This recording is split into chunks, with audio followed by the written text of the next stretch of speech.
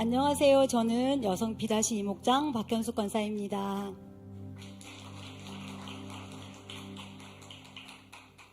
아무나 갈 수 없는 인도 아웃리치에 갈 수 있도록 인도하신 하나님께 감사를 드립니다.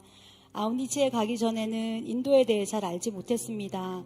아웃리치를 다녀오신 분들의 표현으로는 무엇을 상상하든 그 이상이다라는 말을 들어서 어느 정도 힘든 곳이구나 생각은 했지만 현실은 알지 못했습니다. 아웃리치 가기 전 기도작들과 새벽 기도를 하면서 인도와 인도 사람들을 향한 영혼 사랑의 마음을 부어주시기를 구했고, 아웃리치를 통해 하나님의 일하심을 누리는 시간이 되기를 기도하며 아웃리치를 준비했습니다. 세일의 새벽 기도와 컨퍼런스를 다녀온 후 퍼포먼스 준비로 매일 저녁 교회를 오갈 때는 체력적으로 많이 힘들었습니다.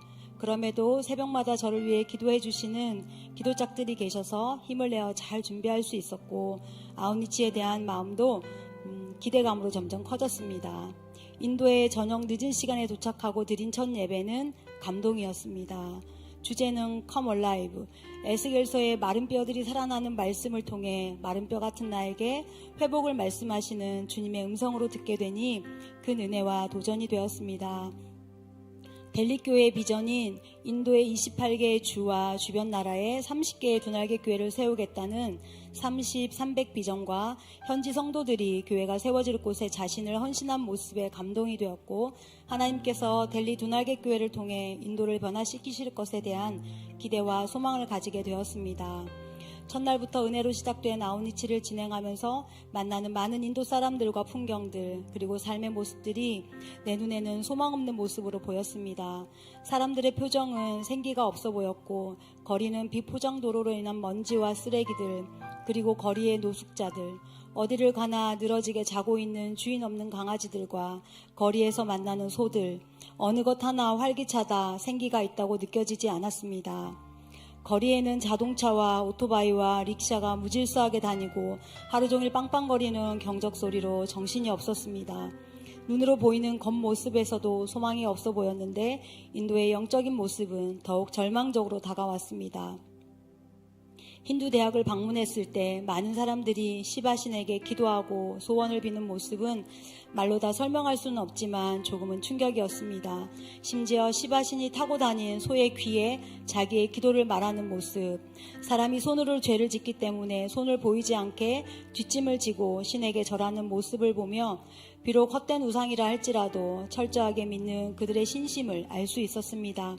그리고 바나나시에서 본 여러 가지 풍경과 장례의식 또한 인도 사람들의 삶과 신앙이 어떤지를 알 수 있었습니다. 시바신이 바라나시를 영원히 보호한다고 믿기에 바라나시에 와서 죽거나 다른 곳에서 죽었어도 바라나시에 와서 화장을 하고 겐지스강에 뼈를 뿌리면 윤회에서 벗어나 영원한 곳으로 간다고 믿는 인도 사람들의 신심을 보았습니다.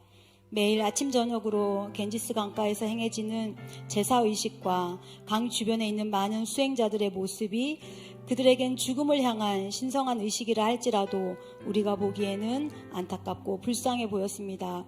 왜 저 사람들은 태어나서 행복하게 살다가 죽음을 맞이하지 못하고 태어나서 살아가는 모든 삶이 윤회를 끊어야 된다는 목표로 죽음을 향해 나아가는 모습이어야 될까라는 안타까운 마음이 들었습니다. 김성곤 목사님과 인도 센터장 목사님께서 강가에 앉아있던 인도 사람들과 말씀을 나누시다가 홍삼 사탕을 주었는데 부정한 것을 만졌다고 바로 강에서 손을 씻고 온 사람을 보며 우리는 이해할 수 없지만 삶 속에 깊이 뿌리 박힌 힌두교 사상과 우상 숭배의 관습에 매여 자유함이 없고 변화는 꿈도 꾸지 못하고 살아가는 인도 사람들에 대한 안타까움으로 답답하기만 했습니다. 그러나 반대로 생각을 해보면 이들의 특별한 신심이 하나님을 향한 믿음으로 변화된다면 얼마나 하나님이 기뻐하시는 모습이 될까. 그래서 하나님은 델리 두날개 교회를 통해 인도 땅에 복음의 씨앗을 뿌리고 계신다는 생각을 하게 되니 절망에서 소망이 있는 나라라는 생각이 들었습니다. 인도 아웃리치는 필리핀 아웃리치와는 다르게 거리에서 노방전도는 하기 어려운 상황이라 해피키즈와 행복모임 그리고 공원에서의 관계전도와 주일 초청 예배로 진행되었습니다. 해피키즈를 위해 방문했던 저틴이라는 12살 아이의 동네는 공터에 쓰레기가 넘쳐났고 아이들은 나무 위에서 놀고 강아지들과 소 몇 마리도 있는 모습이 마치 우리나라의 70년대 시골의 모습 같았습니다. 할아버지와 동생과 함께 사는 젖띠네 집에 8명의 아이들이 모여 해피 퀴즈를 했습니다.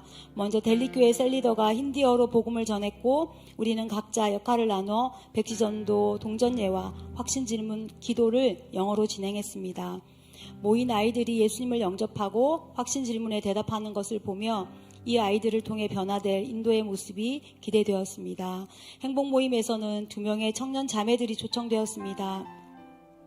함께 오기로 했던 친구가 일이 생겨 오지 못했지만 2시간을 지하철을 타고 온 자매들이 복음을 듣고 믿음의 고백을 하는 것을 보며 감사한 시간이었습니다. 델리교회 자매가 힌디어로 간증을 하면 현지 셀리더가 영어로 통역을 하는데 그 은혜에 울면서 간증을 통역했고 그 후에 자신의 간증까지 하면서 변화된 자신의 삶을 나눠주었는데 큰 은혜가 있었습니다. 하나님의 일하심은 복음이 있는 곳이면 전 세계 어느 곳에서나 강력하게 일어나는 것을 보았습니다. 주일에 공원에서 드린 어린이 예배 또한 기쁨과 감동이 있는 예배였습니다. 공원에 천막을 깔고 아이들이 학년별로 앉아서 드리는 예배는 쌀쌀한 날씨에도 맨발로 와서 예배를 드리는 모습이 어찌나 사랑스럽던지 예배 중에 아이들이 헌금을 드리는 모습을 보는데 눈물이 났습니다. 가난한 삶인데도 아이들이 하나님을 예배할 때 예물을 준비해서 드리는 모습이 감동이 되었던 것 같습니다. 그 중에 한 아이는 부모님이 교회 가는 걸 싫어해서 매일 열심히 공부하고 주일에는 교회에 온다는 말을 들었을 때 하나님께서 참 기뻐하시겠다는 생각을 하며 다음 세대가 잘 세워질 것이 기대되고 인도에 소망이 있다는 생각이 들어서 감사했습니다.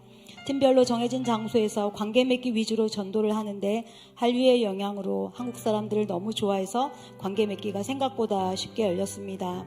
우리 팀은 원숭이가 많이 있는 공원으로 갔는데 만나는 사람들과 서로를 소개하고 사진도 찍으면서 관계 맺기를 하고 전화번호 교환과 인스타를 공유하며 초청 예배로 초청했습니다.